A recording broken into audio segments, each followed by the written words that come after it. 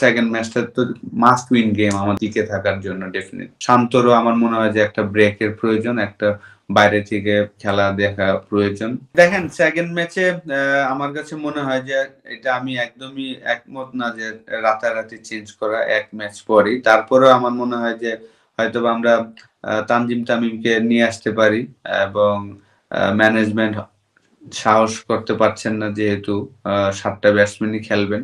তাহলে জাস্ট একটাই হয়তোবা চেঞ্জ ১ম ম্যাচ থেকে শান্তর জায়গায় হয়তোবা আমরা তানজিম তামিমকে নিয়ে আসতে পারি এবং ক্যাপ্টেন্সি হয়তোবা সাকিব আল হাসান করবেন।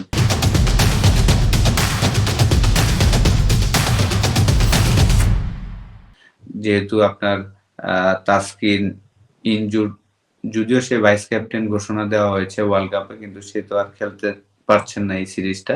তো আমি মনে করি যে আসলে আ কোচ এবং ম্যানেজমেন্ট সবাই হয়তোবা সাকিবকে রিকোয়েস্ট করে ক্যাপ্টেন্সির জন্য বলতে পারেন এবং সেকেন্ড ম্যাচে একটাই হয়তোবা আমরা চেঞ্জ। শান্তরও আমার মনে হয় যে একটা ব্রেকের প্রয়োজন, একটা বাইরে থেকে খেলা দেখা প্রয়োজন। যেহেতু সে স্ট্রাগল করছেন।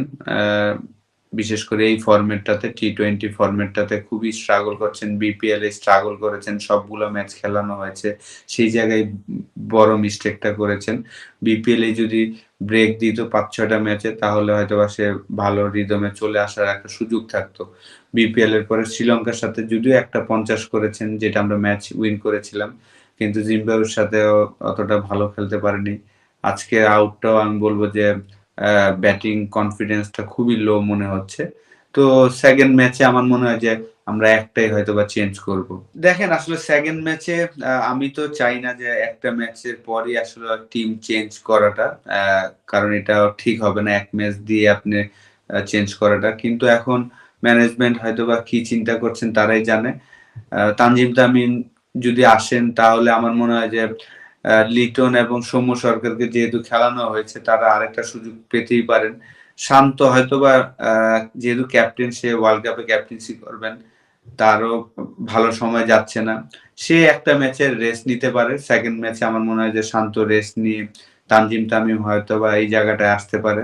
আ আরেকটা চেঞ্জ তো দরকার ছিল ডেফিনিটলি। আমি তো অলওয়েজ বোলারের অপশনটা বাড়াতে চেয়েছিলাম।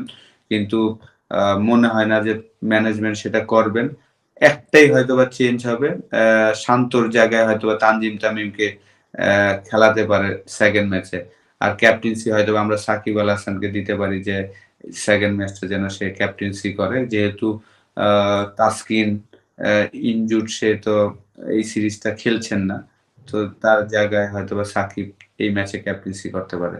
যেহেতু আসলে ওয়ার্ল্ড কাপের আগে আর ২ টা ইন্টারন্যাশনাল ম্যাচ আছে। আর আমার কাছে মনে হয় যে লিটন এবং সৌম্য সরকারকে যেহেতু খেলানো হয়েছে, তাদের ফর্মে ফিরাটার জন্যই খেলানো হয়েছে।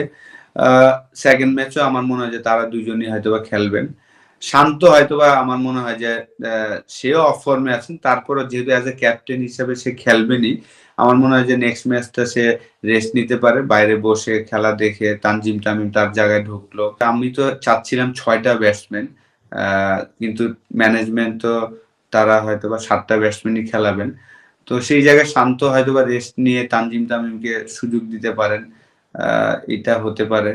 আর ক্যাপ্টেন্সি হয়তোবা যেহেতু তাসকিন খেলছেন না, সে তো ইনজুরড। আ তো ক্যাপ্টেন্সি হয়তোবা সাকিব আল হাসানকে আমরা দিতে পারি যে নেক্সট ম্যাচটা যেন সে ক্যাপ্টেন্সিটা করেন এবং